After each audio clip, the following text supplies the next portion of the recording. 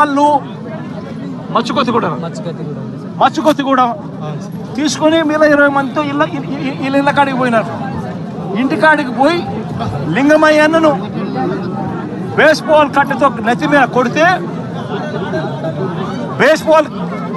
Baseball కట్ట విరిగి ఏకంగా ఆ మనిషి చనిపోవడం జరిగింది. నేను అడుగుతా ఉన్నా ఇదే రకమైన పాలనకు సంబంధించి నేను క్వశ్చన్స్ అడుగుతా ఉన్నా. చంద్రబాబు నాయుడు గారిని అడుగుతా ఉన్నా, పోలీసులను అడుగుతా ఉన్నా, అయ్యా మీరు చేసేది న్యాయంగా ఉందా, మీరు చేసేది ధర్మంగా ఉందా అని చెప్పి నేను అడుగుతా ఉన్నా.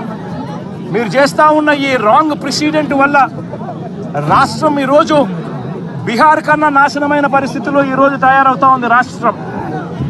ప్రతి చర్య మనం చేసేది డెమోక్రసీలో సిగ్గుతో తలంచుకునే కార్యక్రమానికి మీరంతా కూడా సిగ్గు లేకుండా చేస్తూ ఉన్నారు. ఇదే లింగమైన అడుగుతా ఉన్నా, వీళ్ళల్లో కొట్టిన పోలీసులు కేసులు పెడతా ఉన్నారు. వీళ్ళ దగ్గరికి వచ్చి 20 మంది వీళ్ళని అటాక్ చేస్తే కేసులు పెట్టింది ఎంతమంది మీద?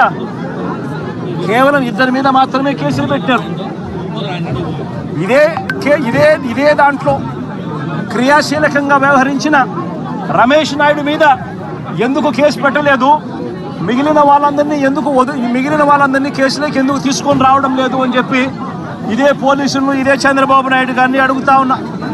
ఇదే గ్రామంలో ఇదే తెలుగుదేశం పార్టీకి సంబంధించిన ఎమ్మెల్యే బంధువులు వీళ్ళంతా బంధువులను తెలిసినా కూడా రెచ్చగొట్టే కార్యక్రమం సాక్షాత్తు ఈ ఎమ్మెల్యే కొడుకు ఇక్కడికి వచ్చి ఈ గ్రామంలో 27 తారీఖు ఆయనే వచ్చి రెచ్చగొట్టే కార్యక్రమం చేసిపోయినా కూడా ఆయన మీద కూడా కేసు ఎందుకు పెట్టడం లేదు అని అడుగుతా ఉన్నా. వాళ్ళందరినీ కూడా తప్పించే కార్యక్రమం చేస్తూ ఉన్నారు. తూతూ మంత్రంగా 2 మీద మాత్రమే కేసు పెట్టారు. కానీ ఈ హత్యను ప్రోత్సహించిన ఎమ్మెల్యేను కానీ ఎమ్మెల్యే కుమారుడు కానీ వారి మీద మాత్రం ఎటువంటి చర్యలు కూడా తీసుకోలేదు. కంప్లైంట్ చేసినా కూడా 27వ తారీఖున 28వ తారీఖున మా ఇళ్ళ మీద దాడి జరుగుతూ ఉంది, మాకు పోలీస్ ప్రొటెక్షన్ ఇవ్వండి అని చెప్పి కంప్లైంట్ చేసినా కూడా పోలీసులు ఎందుకు పట్టించుకోలేదు అని చెప్పి చంద్రబాబు నాయుడు గారిని అడుగుతా ఉన్నా, పోలీసులను కూడా అడుగుతా ఉన్నా. ఇదే ఎస్ఐ సుధాకర్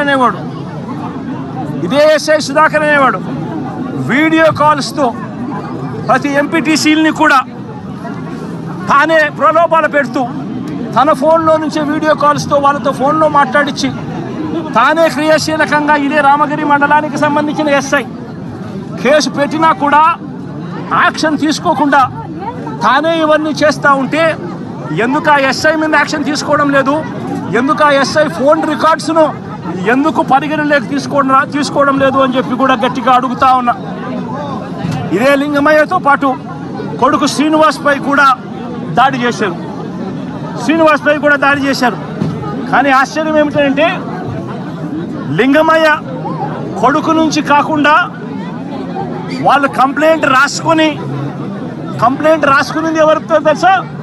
వాళ్ళంతకు వాళ్ళే ఒక పేపర్ మీద సంతకం రాసుకొని వచ్చి పోలీసులు చదువు రాదని చెప్పి లింగమయ్య అన్న భార్యతో ఏలుముద్ర బలవంతంగా చేయించుకున్నారు. ఇది న్యాయమేనా అని అడుగుతా ఉన్నా. లింగమయ్య అన్న భార్య చదువు రాదని కొడుకు పక్కన ఉన్నాడు, దాడిలో ఆయన కూడా గాయపడ్డాడు, చదువుకున్నాడు, కానీ ఆయనతో స్టేట్మెంట్ తీసుకోరు. స్టేట్మెంట్ తీసుకునేది పోలీసులే రాస్తారు.